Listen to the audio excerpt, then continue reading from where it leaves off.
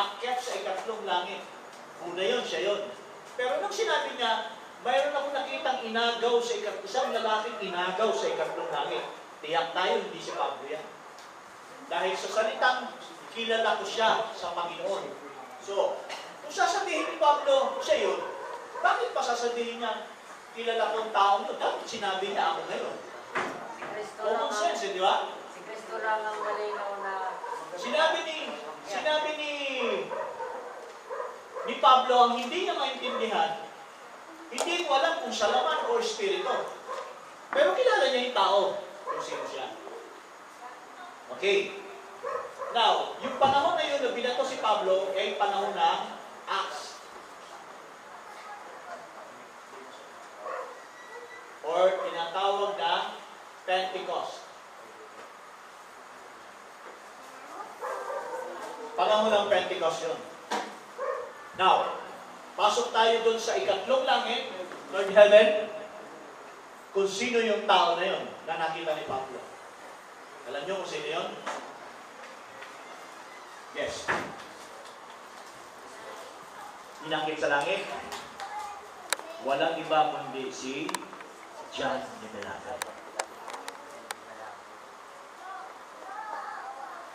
Sa Book of Revelation, binanggit na sa chapter 1, verse 10, na si Apostle John ay inakyat ng Diyos.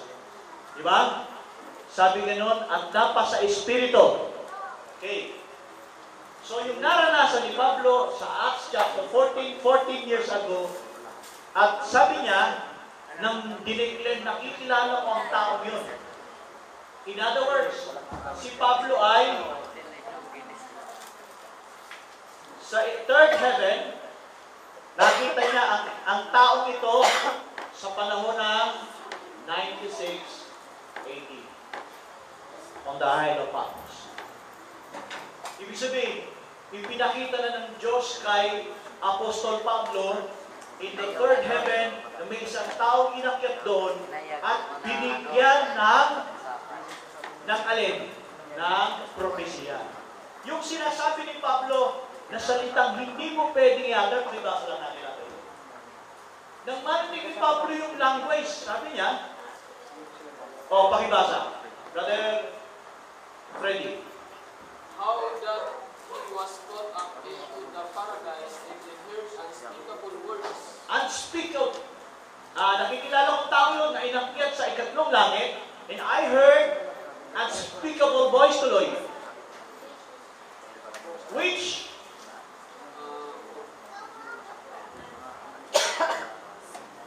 narinig ni Pablo yun.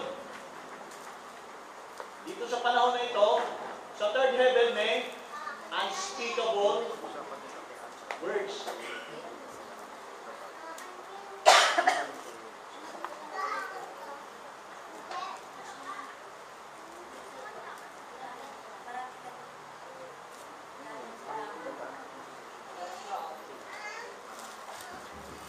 Ano yung unspeakable words nakita niya?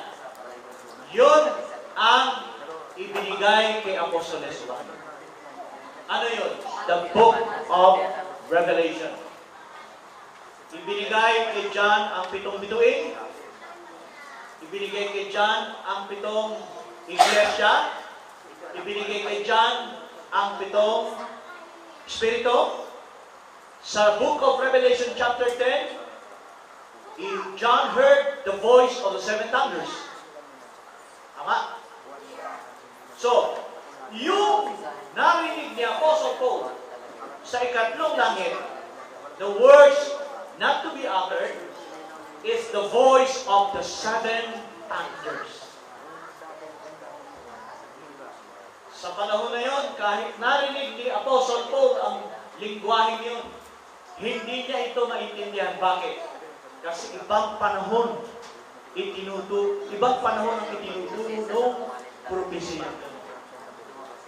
Alam niyo ba mga kapatid, na si Pablo nagsabi, nang siya'y tumayo sa harapan ng mga hintil ng mga Hudyo on the day of Acts, on the day of Pentecost, Mga kapatid, sinabi ni Pablo, kumpleto ang binigay sa akin ng Diyos. Sa inyo mabasa yan. Acts chapter 20, verse 27. Meron pa akong konti na lang. Pakibilis lang kasi 5 minutes na nata ako. 20 verse 27. Ano sabi ni Pablo? Lakas nyo. Lakas. Hindi naririnig yan sa record. Pakilakas lang. 20:27.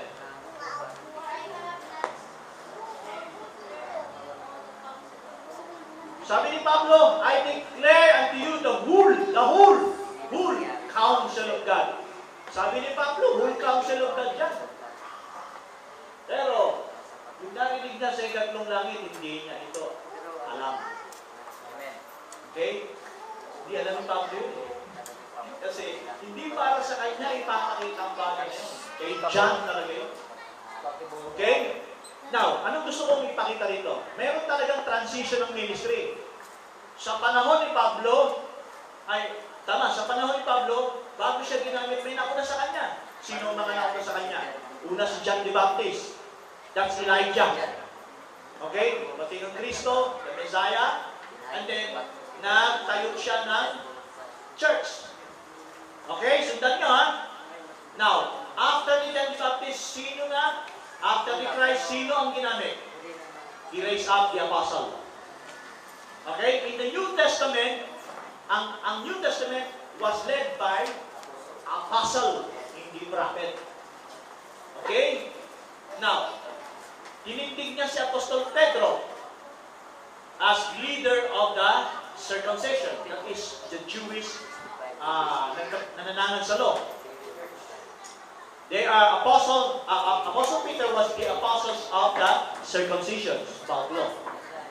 Okay, now after Peter, sino sumunod? Si Pablo. Nakita niyo yung scenario, no? And then after Paul, sino sumunod? Si John the Beloved. And this was a parallel. Hallelujah. Parallel. Kung may Pentecost sa unang iglesia ng kapanahonan, meron ba Pentecost sa Laodicea? Meron.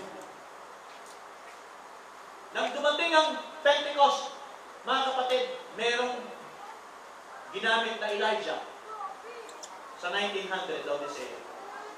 So, ibig sabihin, nung dumating ang Pentecost at nang dumating si Brother Branham, day pa yun ng Pentecost.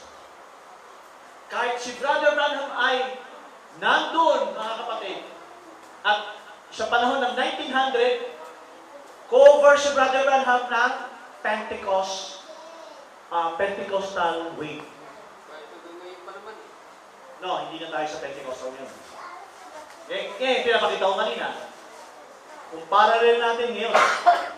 Now, pagkatapos si Brother Branham, as an Elijah, sinet ang apostle.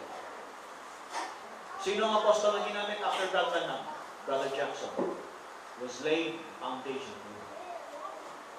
So, ang tipo, mga kapatid ni Elijah at ni Peter and Paul, at sa panahon natin ngayon, Brother Branham was Elijah, and then apostleship, sino yung mga ginamit?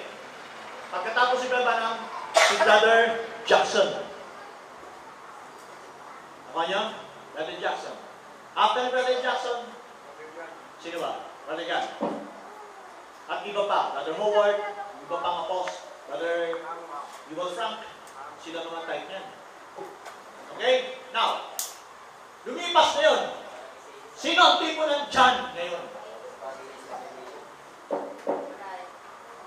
Ang bride ng Panginoon. Yung bride ng Panginoon ngayon na meron dalang message. Okay, ano yung dalang mensahe ngayon ng bride? Kakaiba sa dala ng mensahe kasama natin sa iglesia. Second time message. This message is a progressive ministry.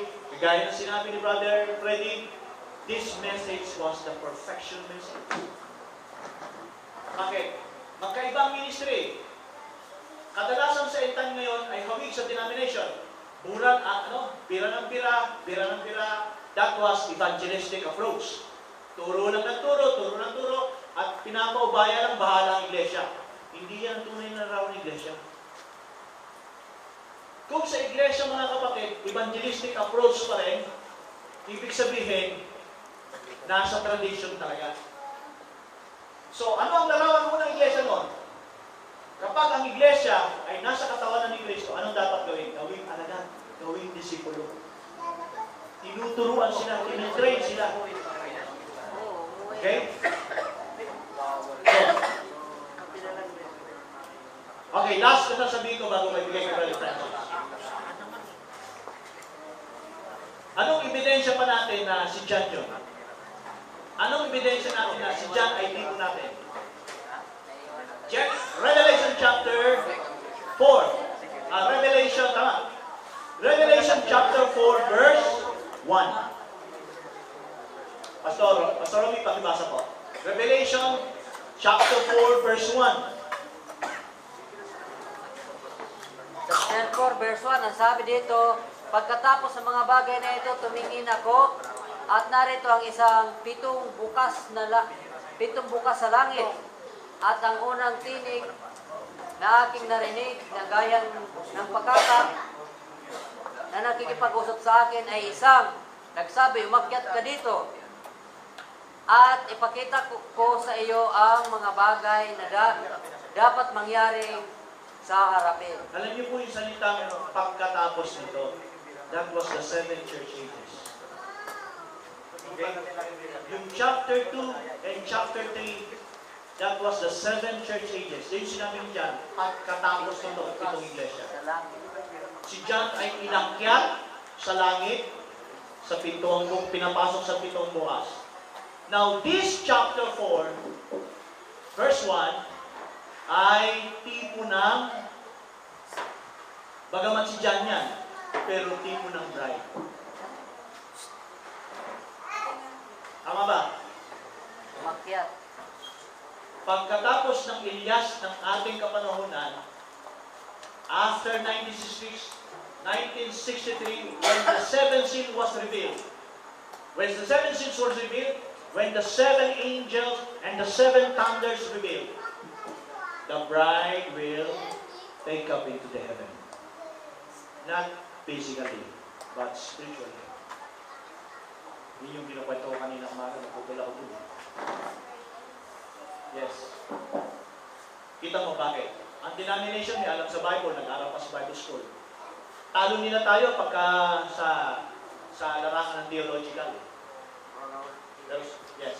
Pero sabihin ko sa inyo, kahit hindi tayo nag-aaral ng Bible School, but you experience, you are caught up in the kingdom of God. Mas lamang ka sa kanila. Agree kayo? Amen. Mas lamang tayo. Hindi tayo nagyayabang. Pero kung sinasabi, hindi na maintindihan. Kahit nag-aaral pa sila ng theology, master of divinity, master of theology, lahat ng master, lahat ng degree, kinuha nila. Pero, tayo hindi tayo nag-aaral. Pag nagsalita tayo sa kanila, mamamangha sila. Bakit? Sapagkat tayo yung nakita ni Pablo on the third heaven. Si John yun, pero ang tumatagos doon talaga ay ang bride na nakapasok sa spirit realm in these last days. Nakita ni Apostle Paul yung kay John on the third heaven, yung kanyang panahon ng Pentecost. Pero yun ay tumuturo sa unahan ng panahon at sa dulo ng panahon, at ito ay para din sa bride. So, salamat. Hanggang dito lang. Sobrang 1 minuto.